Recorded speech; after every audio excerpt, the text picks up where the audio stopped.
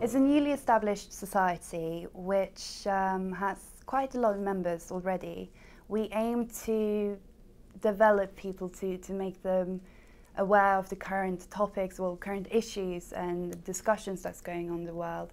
And we want people to learn to think for themselves and to have an opinion, but also to be able to see the counter-arguments, to see the other side of this opinion and to understand how that could be argued. We focus on advocacy and we want to teach people to speak and communicate and be able to get from point A to point B by the use of logical arguments. I handle external events, so we are looking to invite external speakers, people with authority, any kind of TV personality or journalist, or we're inviting certain MPs at the moment and invite them to have a panel debate usually, and just to get people a bit more involved in what's happening in the world. As a law student, I don't have much spare time, I don't have much of a social life. I spend a lot of time reading and learning things, and I have a lot of input.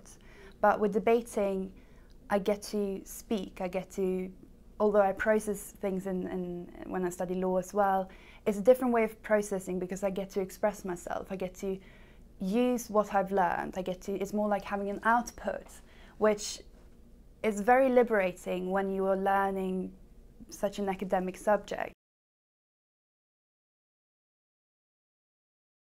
Well, first of all, it's definitely communication skills.